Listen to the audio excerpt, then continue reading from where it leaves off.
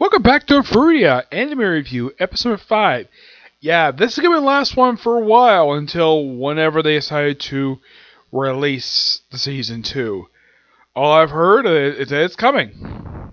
Yep, that's all I've heard, that it is coming. Yeah, it's in greenlit, but no announcements come out yet. Of course, the Arifureta series aired just last year. Yeah, it did. It aired... I have to up in a minute when it comes up here.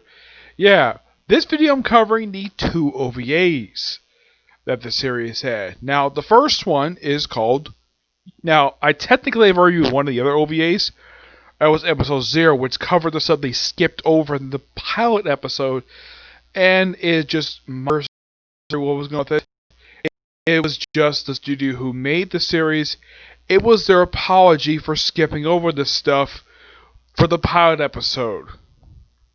Which I think a lot of people point out, though, can easily point this out, though. Yeah, it's great the fact you adapt this stuff, but why didn't you include it in the pilot episode? Yeah, it's something that you can criticize. Now,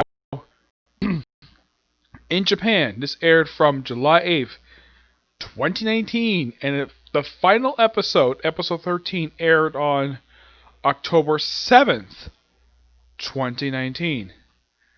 The English dub started on July 22nd, 2019, and the final episode came out on October 21st.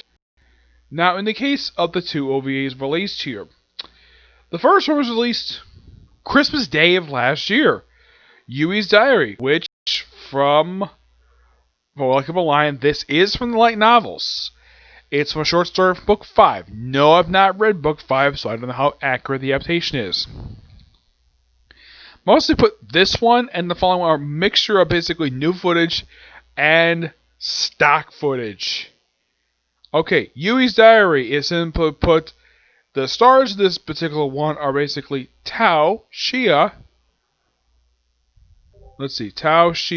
Kari, and Mew, just at a bathhouse, because of course it's a Japanese anime, we gotta have bathhouse. Though that an OVA, not in an actual episode of the series. I don't know why. So, they think that they wonder where Yui is. Of course, all these lovely ladies are all in their underwear. Because, of course. So, they look around for you. And they also come up with the interesting theory that she's hanging out with Hijime. And they come across her diary.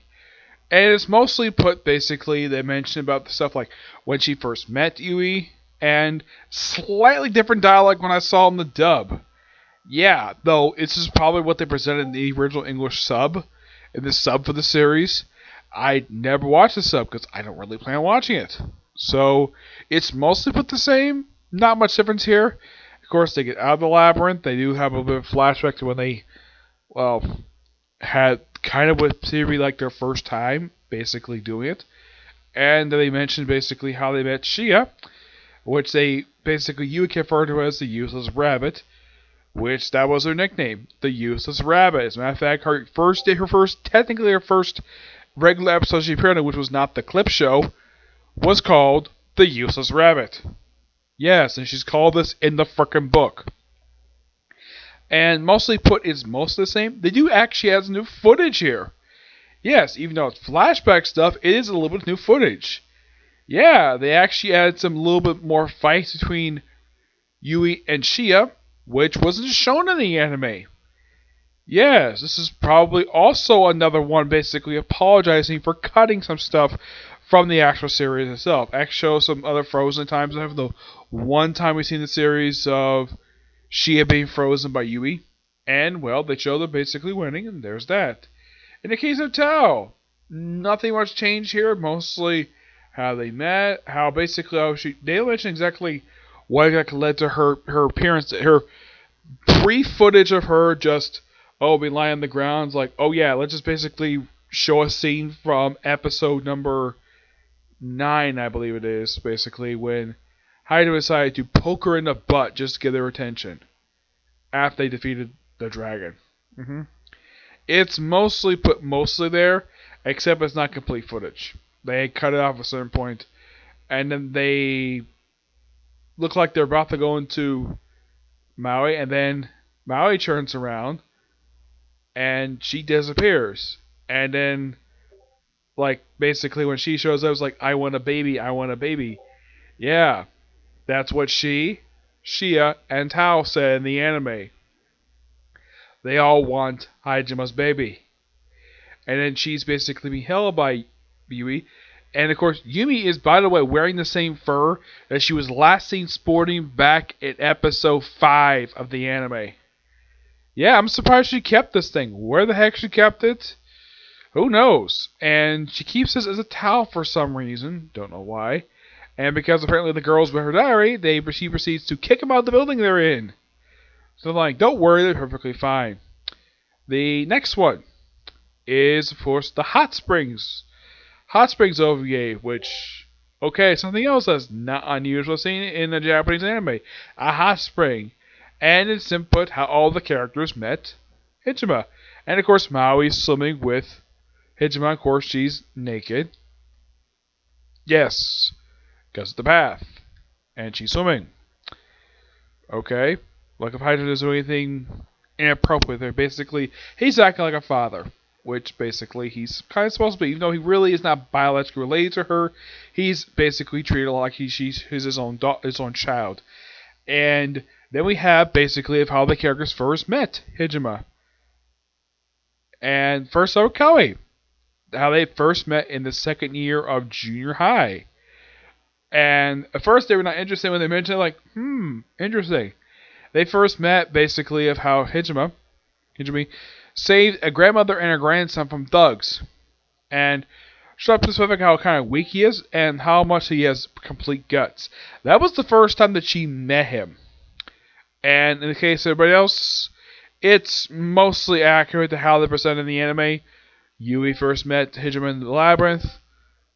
Shia first met Hijima when they came out of the labyrinth. Tao, of course, met her a little bit later. And of course, that's it. Yeah, and of course, when the whole thing with Tao, and the whole time, basically, like when she's talking about her first interaction with Hijima, basically Hijima's using his hands to basically muffle Mao's ears, which I think is so funny. And then after a while, it's like, time to get out. And also, I should point out though, everybody's naked, so lots of fan service, everybody. Oh yes, lots of fan service.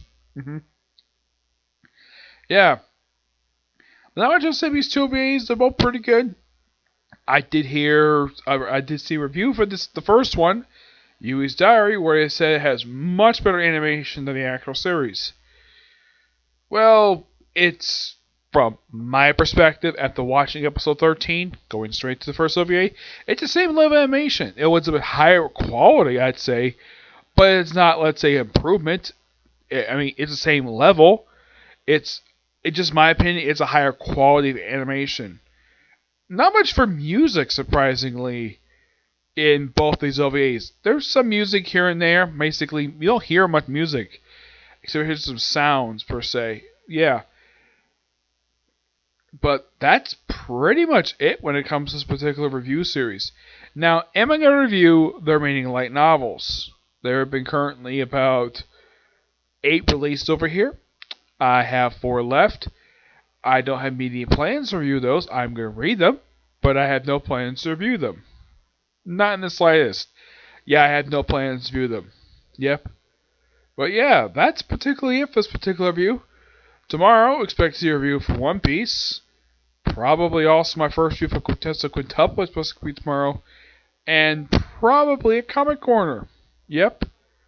But yeah, so until you see the next video. Bye.